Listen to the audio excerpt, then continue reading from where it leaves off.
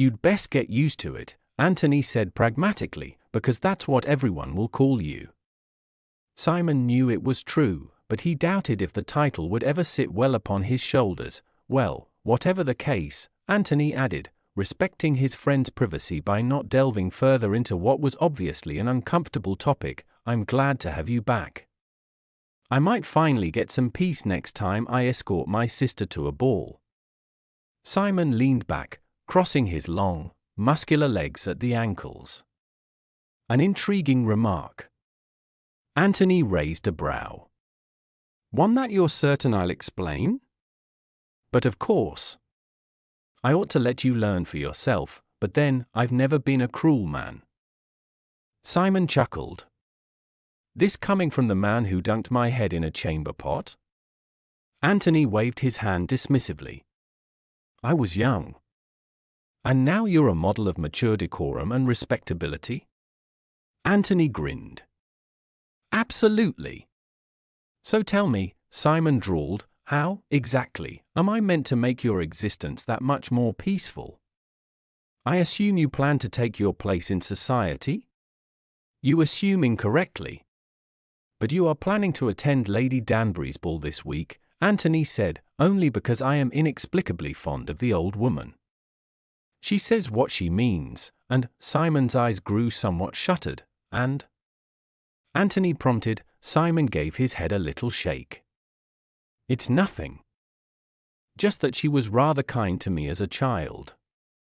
I spent a few school holidays at her house with Riverdale. Her nephew, you know. Anthony nodded once. I see. So you have no intention of entering society. I'm impressed by your resolve.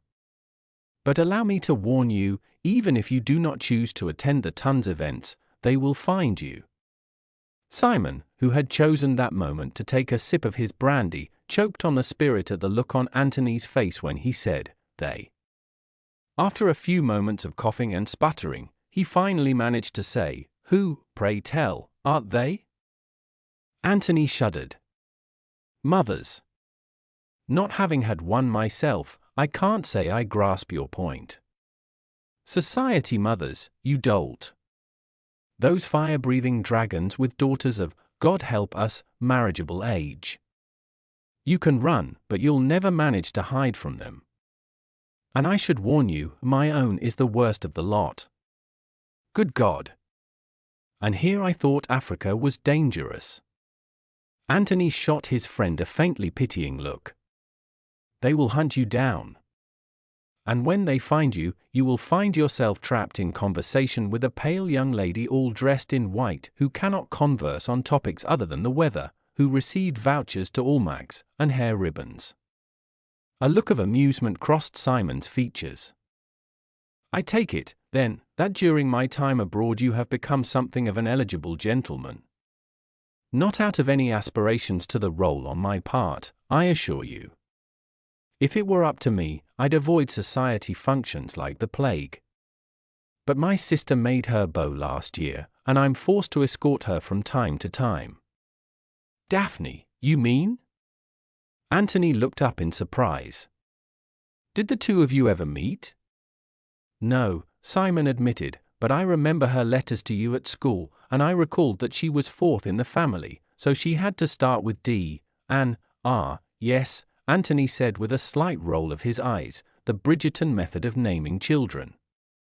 Guaranteed to make certain no one forgets who you are. Simon laughed. It worked, didn't it? Say, Simon, Anthony suddenly said, leaning forward, I've promised my mother I'll have dinner at Bridgerton House later this week with the family. Why don't you join me? Simon raised a dark brow. Didn't you just warn me about society mothers and debutante daughters? Anthony laughed.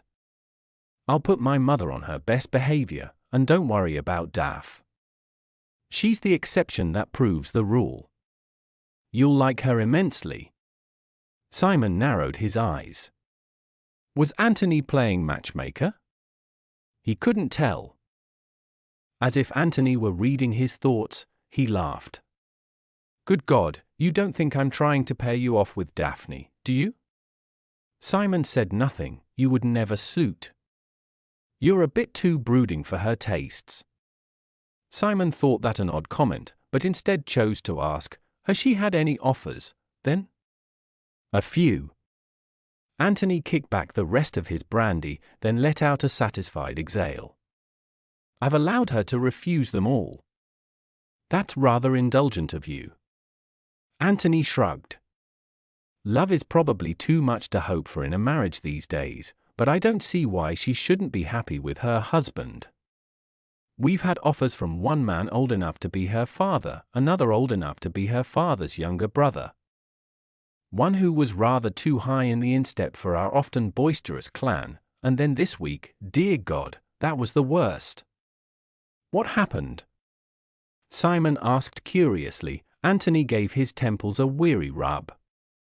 This last one was perfectly amiable, but a rather bit dim in the head. You'd think, after our rakish days, I'd be completely without feelings, really. Simon asked with a devilish grin. You think that? Anthony scowled at him. I didn't particularly enjoy breaking this poor fool's heart. Stay tuned for more. Subscribe now for new episode notifications, exclusive content, behind-the-scenes insights. Thanks for watching.